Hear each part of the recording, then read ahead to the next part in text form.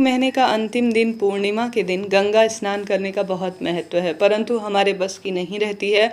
समय का अभाव रहता है। हम गंगा नदी या पवित्र नदी के तट पर दीपदान नहीं कर पाते हैं, स्नान नहीं कर पाते हैं। तो घर बैठे आप कैसे कृत्रिम गंगा में जी बनाकर दीपदान कर सकते हैं, इस वीडियो में जानेंगे। सबसे पहले आप सभी कार्तिक पूर्णिमा के दिन ब्रह्म मुहूर्त में उठे और हर हर गंगे नमामि गंगे कहते हुए गंगा जल मिश्रित जल से स्नान करें। विधि विधान से भगवान जी को पूजा ध्यान भी आप सभी को गंगा जल मिश्रित जल से कराना चाहिए। जैसे कि आप सभी को विधि विधान से श्री नारायण और श्री महादेव के विग्रह स्वरूप और जिन भी देवी देवताओं को आप घर के मंदिर में रखते हैं, विधि विधान से आप गंगा जल से स्नान उन्हें कराएं। सूर्य भगवान को जल देकर पूर्णिमा के दिन माँ तुलसी पीपल वृक्ष की विधि विधान से पूजा करें। उसके बाद आप सभी को सुबह ब्रह्म मुहूर्त में और शाम कोशिश करें दोनों समय कर पाए, नहीं तो एक समय पर्याप्त है। आप सभी को कहीं पर भी पूजा के स्थल पर या घर के किसी भी साफ स्वच्छ स्थान पर एक बड़ी थाल ले लेनी होगी, जिसलिए तसला कहा जाता है। वह थाल आप ले लीजिए।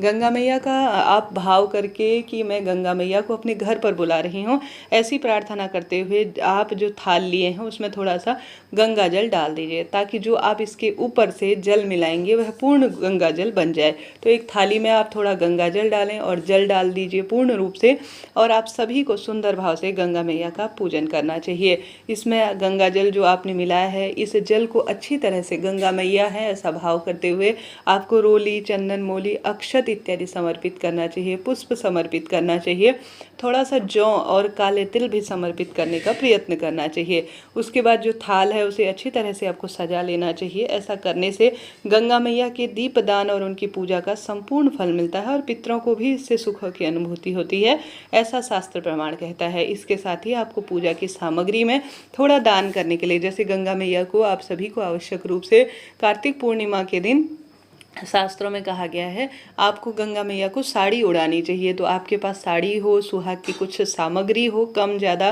ब्लाउज पीस हो, अपनी इच्छा अनुसार आपको यहाँ पर दान करने के लिए निकालना चाहिए।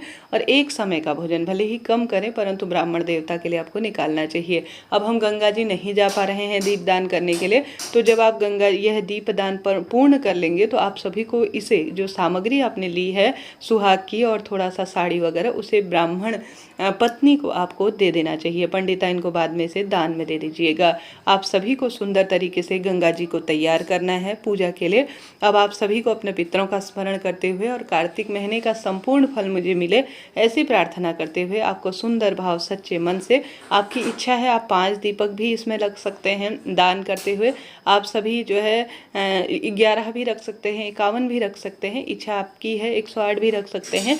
तो आप सभी को जो पूजा का आपने तसला बनाया है, जिसमें कृत्रिम गंगा मैया आपने स्थापित की है, वहां पर आप सभी को विधि विधान से गंगा मैया का ध्यान करते हुए उन दीपकों को प्रज्वलित कर लेना है। चाहे तो कोई पत्ती ले लीजिए, पीपल की पत्ती ले सकते हैं, आम अशोक की ले सकते हैं, केले की पत्ती ले सकते हैं, या किसी दोने में आप सभी जैसा स्क्रीन पर देख पा रहे हैं इस तरह से साक्षात दीपकों को रखकर आटे के या मिट्टी के आप सभी रख सकते हैं। इस तरह से जो है कार्तिक महीने के अंतिम पूर्णमासी के दिन आप सभी को ज़्यादा से ज़्यादा इस तरह कृत्रिम दीपदान के स्वरूप में घर पर गंगा मैया के नाम का दीपक लगाना चाहिए।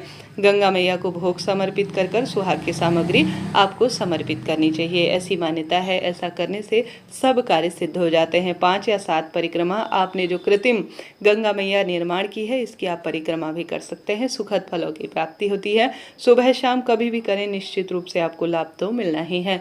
ब्राह्मण जब यह दीपक ठंडे हो जाए अर्थात पूर्ण प्रज्वलित का हो जाए, तो आप सभी को इसे जो है दीपक को अलग कर कर जो है किसी पवित्र स्थान पर प्रवाहित कर देना है, और जो यह जल है इसे गमले में आपको डाल देना चाहिए। किसी भी जो है गमले में डाल सकते हैं, इच्छा आपकी है, कोई दोष की बात नहीं है। तो इस तरह से आपको घर पर बैठे सरलतम तरीके से गंगा मैया में दीपदान का फल मिलेगा, पितरों को सुखों की अनुभूति होगी, रोग दोष कष्ट संकट पीड़ाओं से मुक्ति मिल जाएगी। तो इस तरह से आप सभी को कार्तिक महीने में अपने घर पर रहकर सुंदर सरल तरीके से पूर्णमासी के दिन ज्यादा से ज्यादा कार्तिक दीपदान को महत्वता देनी चाहिए। वीडियो उचित उपयोगी रहती हैं तो लाइक करें, शेयर करें, कमेंट्स में हर हर महादेव लिखना